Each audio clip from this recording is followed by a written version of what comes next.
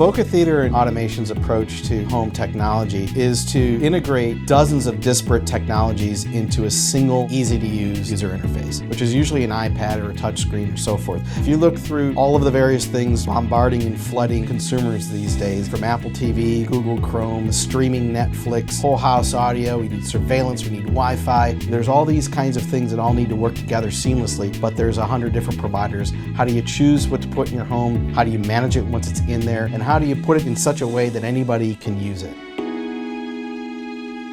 Pretty much anybody can have a certain degree of automation within their homes. And whether that's just an integrated network or in streaming Netflix, or whether it's more sophisticated where we're doing lighting, temperature control, automated doors, and whatnot.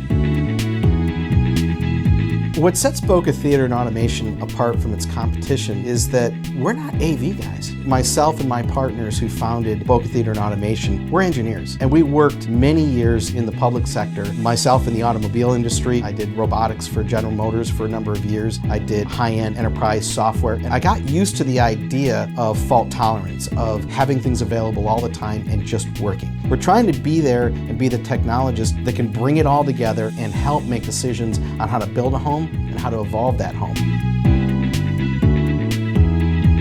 Builders offer home technology services as part of a new construction job or part of a renovation. They do not do what we do. Builders don't want to do what we do, frankly.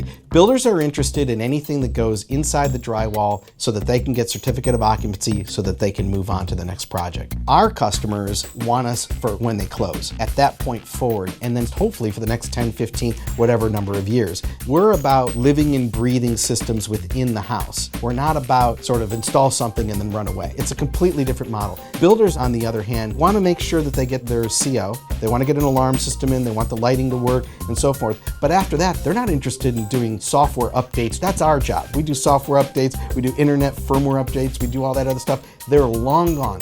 They're not involved in the technology. The high-end custom builders get it. They know that big houses are like commercial properties and they need lighting, automation, music, and so forth. For the smaller players, it's all about building the house and moving on to the next box. So we're very different. Our industry is too complex for somebody to be an expert at building and also an expert at luxury AV. They're completely different disciplines.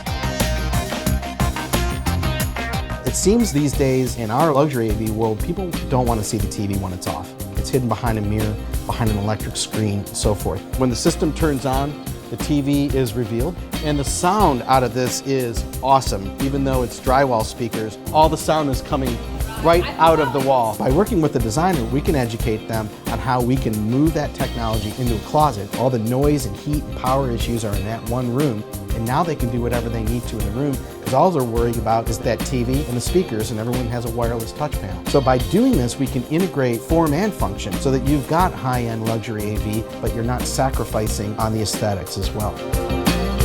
People do not want to come home and every day something is different. They want some consistency. They want to be able to just operate their house and not have to use an owner's manual. It needs to be simple and easy and reliable.